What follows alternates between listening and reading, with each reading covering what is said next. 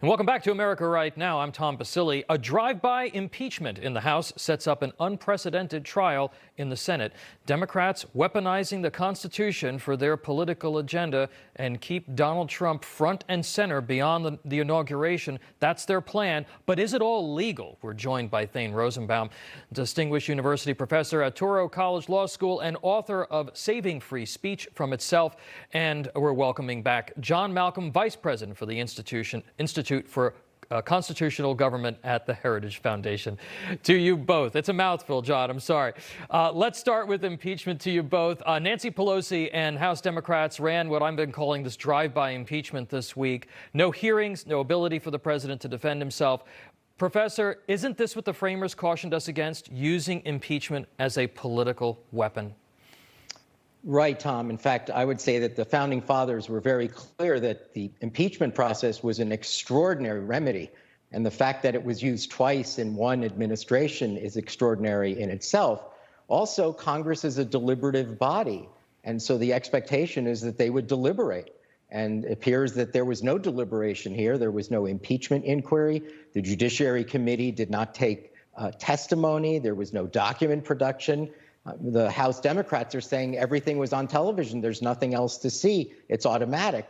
But generally speaking, even though it's true, Congress can create its own rules for impeachment. That doesn't mean that it should have a snapdash impeachment that came with no rules other than an immediate vote. Right. John, they're holding the articles of impeachment now as they claim they are preparing a case.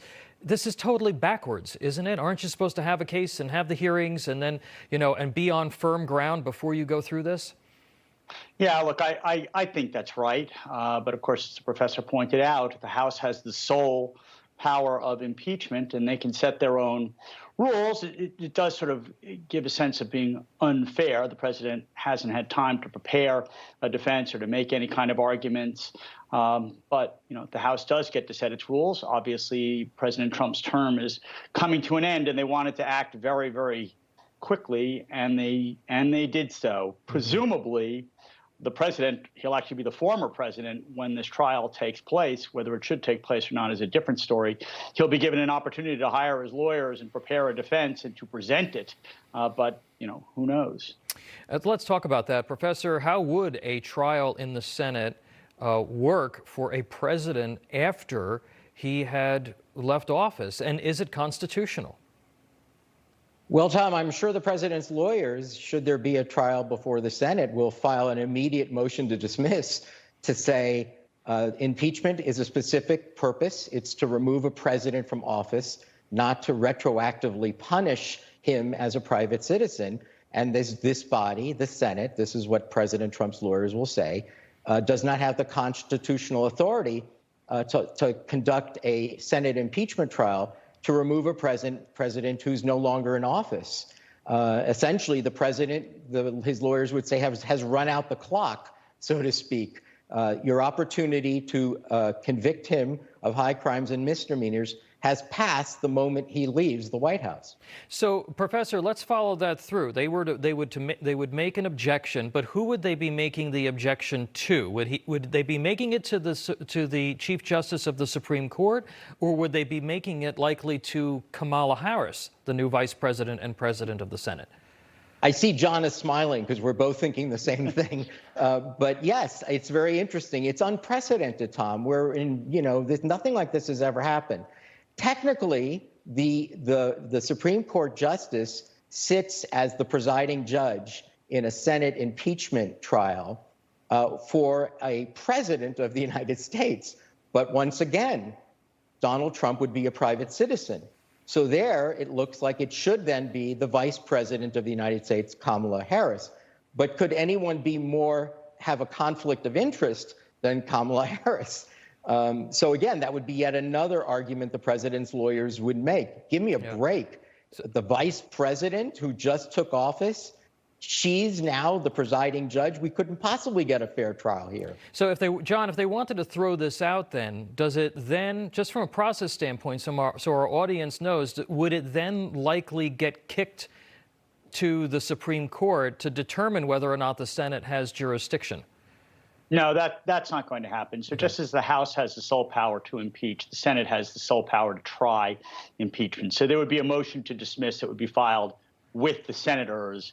They would debate it and they would vote on it. You know, look, the framers of our Constitution wanted the Chief Justice to preside over a trial of a president because a vice president next in line to the presidency had a clear conflict of interest. That doesn't exist now if there was Vice President Kamala Harris, but certainly have an appearance argument. I don't know what the Chief Justice is going to do, and I don't know whether they're going to dismiss this trial or not. I agree with the professor. The impeachment is for the purpose of removing a president, vice president, or other civil officer of the United States. The soonest this trial can begin is at 1 o'clock next Tuesday, and as of noon next Tuesday, President Trump will be a private citizen. Sure. Now, and just I've got like 45 seconds, Professor. There's some discussion about the 14th Amendment trying to prevent Trump from running again. That's a reason to proceed with the trial. This is what the Democrats are saying. That would also be unprecedented. Your thoughts on the legality of that kind of maneuver?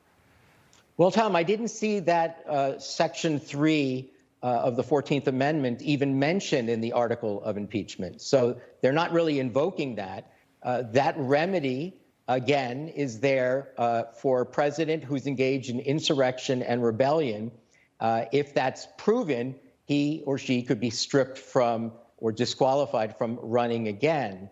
The problem is, first they have to make that case. He has to first be convicted before something like that can happen. And we've already discussed the jurisdictional problems. And also, just briefly, it's unprecedented because this was only used after the Civil War, and it was there to give immunity to criminalize the Confederate political leaders, but it ended up forcing them to go to the Klan.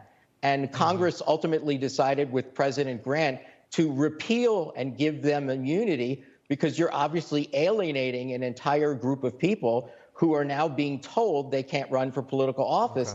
And 75 million people who voted for Donald Trump are going to be in the same position. They're not going to be happy to hear this. And there's no national unity in that. And that's what President Grant was trying to achieve. Okay. John Malcolm, Thane Rosenbaum, a lot more to come on this. Thanks, as always, for your insights. Anytime. Good to be with you.